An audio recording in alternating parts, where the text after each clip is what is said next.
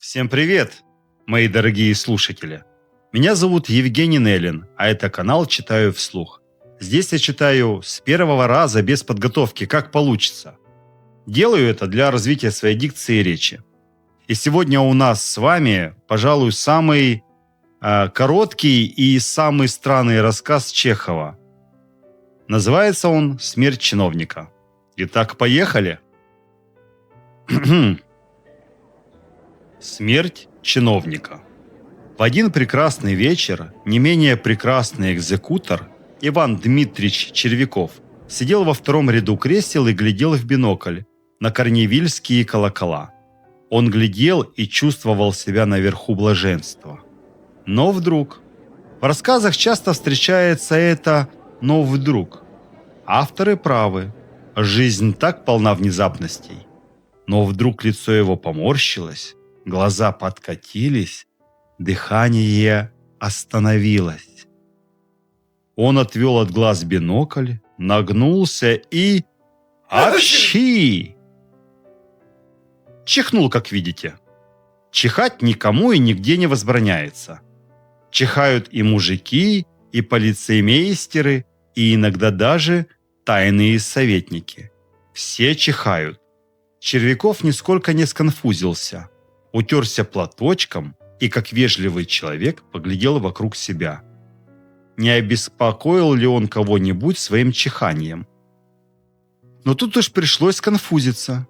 Он увидел, что старичок, сидевший впереди него, в первом ряду кресел, старательно вытирал свою лысину и шею перчаткой и бормотал что-то. В старичке Червяков узнал статского генерала Брижалова, служившего по ведомству путей сообщения. «Я его обрызгал», – подумал Червяков. «Не мой начальник, чужой, но все-таки неловко. Извиниться надо». Червяков кашельнул, подался туловищем вперед и зашептал генералу на ухо. «Извините, ваше высочество, я вас обрызгал, я нечаянно». «Ничего, ничего. Ради бога, извините. Я не желал». «Ах, сидите, пожалуйста, дайте слушать». Червяков сконфузился, глупо улыбнулся и начал глядеть на сцену. Глядел он, но уж блаженства больше не чувствовал. Его начало помучивать беспокойство.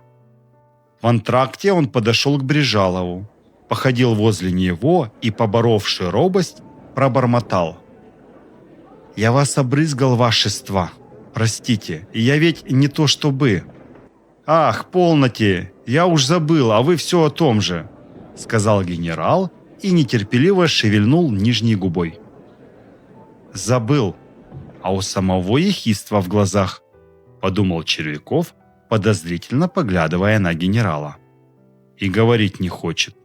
Надо бы ему объяснить, что я все не желал, что это закон природы, а то подумает, что я плюнуть хотел. Теперь не подумает, так после подумает». Придя домой, Червяков рассказал жене о своем невежестве. Жена, как показалось ему, слишком легкомысленно отнеслась к происшедшему. Она только испугалась, а потом, когда узнала, что Брижалов чужой, успокоилась. «А все-таки ты сходи, извинись», — сказала она. «Подумает, что ты себя в публике держать не умеешь». «То-то вот и есть, я извинился. Да он как-то странно. Ни одного слова путного не сказал. Да и некогда было разговаривать». На другой день Червяков надел новый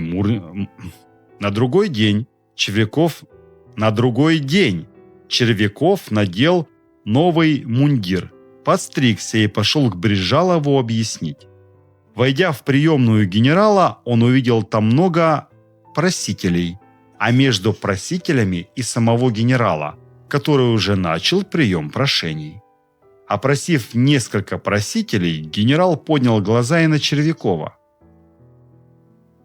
«Вчера в Аркадии ежели помните вашество, начал докладывать экзекутор.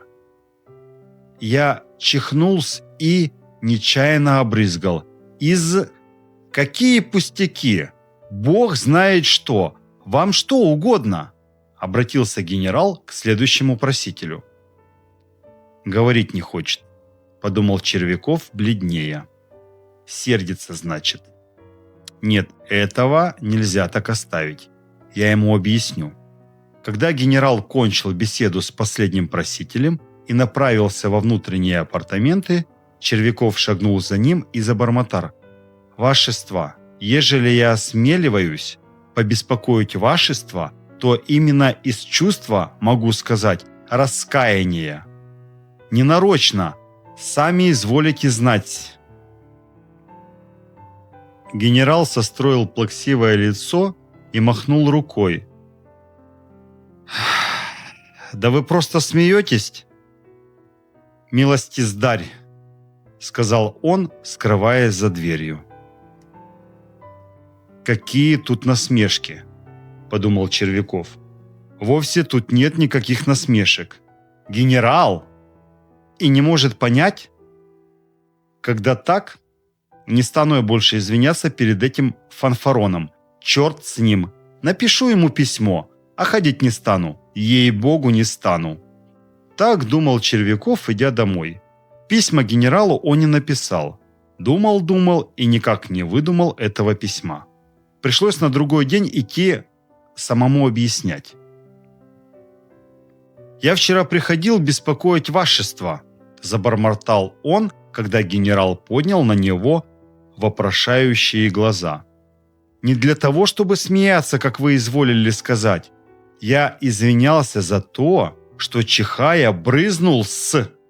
А смеяться я и не думал. Смею ли я смеяться? Ежели мы будем смеяться, так никакого тогда, значит, и уважения к персонам не будет». «Пошел вон!» – гаркнул вдруг посиневший и затрясшийся генерал. «Что-с?» – спросил шепотом Червяков, млея от ужаса. «Пошел вон!» – повторил генерал, затопав ногами. В животе у Червякова что-то оторвалось.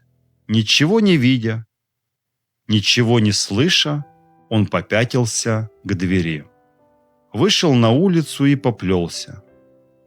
Придя машинально домой, не снимая вицмундира, он лег на диван и помер. Ну что, друзья, как вам такая история? Какой она вам показалась? Смешной, грустной или странной? Пишите, пожалуйста, ваше мнение в комментариях. Буду рад прочитать каждого. До новых встреч и до новых рассказов. Пока.